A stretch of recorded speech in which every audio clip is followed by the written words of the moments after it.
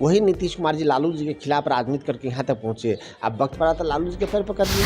स्वतः अब किस दिन उनकी विदाई होगी वो भारतीय जनता पार्टी सोचे। मंत्री जी को समय भी नहीं है गृह मंत्रालय चलाने का। आज मुख्यमंत्री 6 दिनों के लिए गायब हो गए, कहाँ चले गए? नालंदा में उनका क्या काम है? उन पर कानूनी कार्रवाई करना चाहिए। बिहार में 24 सीटों पर हो रहे एमएलसी चुनाव को लेकर प्रचार थम चुका है। ऐसे में सरकार के तरफ से जो वार्ड सदस्य हैं उनको कई आर्थिक सहायता देने की बात की जा रही है। कांग्रेस के मुख्य प्रवक्ता राजेश राठौर जी हैं। राजेश जी, ये फैसला अभी की स्थिति में जायज़ है क्या? देखिए, सत्ता पक्ष को पता है कि स्थानीय प्राधिकार से जो 24 सीटों पे चुनाव होना है उसमें हार उनकी सुनिश्चित है, तो वो अपने वोटर को प्रलोभन देना चाहते हैं। अब वोटर कौन है? जनप्रतिनिधि हैं। जनप्रतिनिधि किसी के प्रलोभन में नहीं फंसता, लेकिन प्रलोभन देना दूसरी बात है। इस चुनाव के वक्त में जहां आचार संहिता लागू हो, तब आप स्थानीय निकाय के जो निर्वाचक मंडल है आप उसको प्रलोभन दे रहे हैं, सरकारी सहायता पहुंचाने की बात करते हैं, आप घोषणा करते हैं, अर्थात आप चुनाव आयोग का उल्लंघन कर रहे हैं, चुनाव आयोग के नियमों का उल्लंघन कर रहे हैं। तो सरकार को, चुनाव आयोग को उन पे कानूनी कार्रवाई करना चाहिए।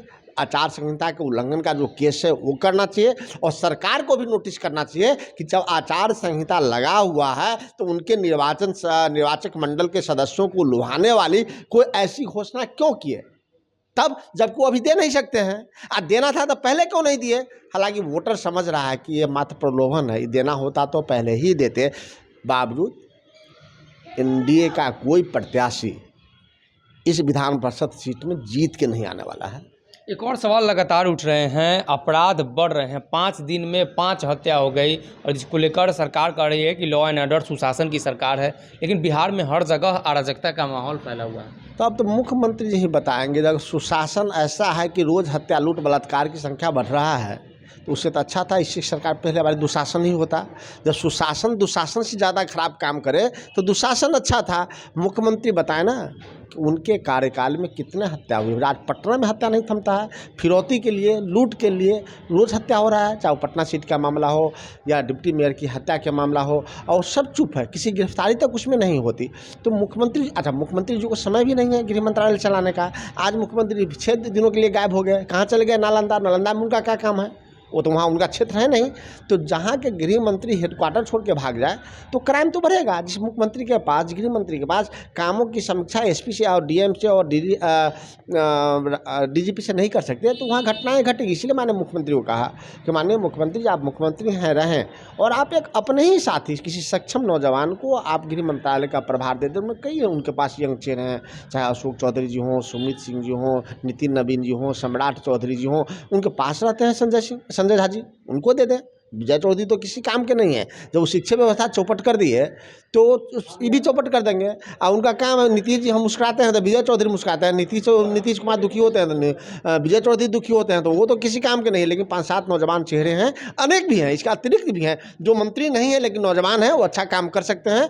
तो उससे लोगों को अगर माननीय मुख्यमंत्री जी गृह मंत्रालय का प्रभार देंगे, उसकी समीक्षा करते रहेंगे, तो मुझे लगता है कि बेहतर काम। आप भी मानते हैं कि मुख्यमंत्री का अब उम्र के हिसाब से अब दे देना चाहिए? भाजपा पहले भी मांग कर रही है। नहीं, मुख्यमंत्री इस बात को स्वयं समझ रहे हैं कि अगर मुख्यमंत्री तत्पर होते तो आज मुख्यमंत्री जी पटना के हेडक्वार्टर में रह के थाने से लेके, जिला से लेके डीजीपी ऑफिस तक की समीक्षा करते हैं। 9 की 6 दिनों के लिए वो नालंदा चले जाते। तो मुख्यमंत्री जी बताए ना कि आप पटना छोड़ के गए हैं तो जिम्मेदारी किसको मुख्य देखे गए हैं? उनका कार्यभार कौन देख रहा है? ये सरकार से छुट्टी लेके गए हैं या घूमने चले गए हैं? मुख्यमंत्री का काम है सैर करना, कि एक ही जिला में बार बार जाते रहिए कि काम करना। तो काम को तो छोड़ चुके हैं।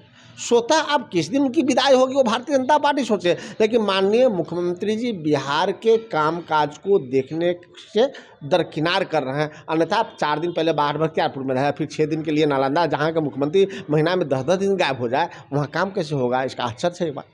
एक उपचुनाव से सवाल है। उपचुनाव में आप भी लड़ रहे हैं, मुकेश सहनी भी लड़ रहे हैं। मुकेश सहनी को लेकर बड़ा संशय की स्थिति है।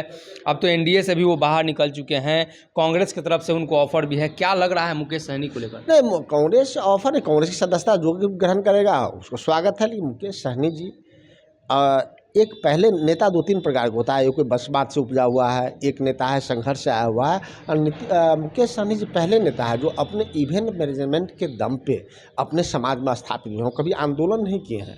कभी संघर्ष नहीं किए हैं, कभी लाठी नहीं खाए हैं, लेकिन वह अपने समाज में स्थापित हुए हैं। अगर स्थापित नहीं होते तो कभी एनडीए, कभी यूपीए और फिर एनडीए उनको सीटें नहीं देती। इसका मतलब है कि वो समाज में स्थापित हो चुके हैं। आज उनका बुरा वक्त है, लेकिन अगर वो संघर्ष करते रहेंगे, सड़कों पे आंदोलन करेंगे, तो मुझे लगता है फिर उनकी वापसी राजनीति में अच्छी होगी। राजद और बाकी दलों ने तो रास्ता बंद कर दिया है, क्या लगता है कांग्रेस की तरफ से अभी खुला हुआ है क्या? राजनीति में कोई रास्ता बंद नहीं होता है।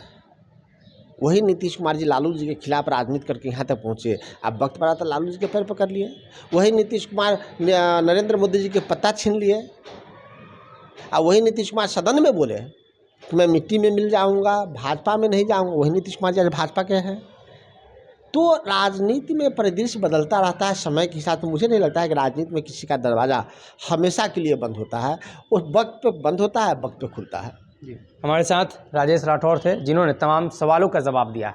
और भी अपडेट्स के लिए जुड़े रहिए हमारे साथ। अगर ये वीडियो पसंद आई और वह बिहार के राजनीति और बिहारियत से सरोकार रखेनी तो सब्सक्राइब बटन दबा के चैनल के सब्सक्राइब कर ली। ओजे एगो घंटी बा, ओकरा बटन दबा देला से कुल सटीक और मारक खबर रुआ मुफ्त में मिल जाई। अगर रुआ पत्रकारिता के हमनी के नया प्रयोग में सहयोग कर चाहतानी तो ज्वाइन बटन दबा दी। पेटीएम नंबर नोट कर ली 9386816700। धन्यवाद।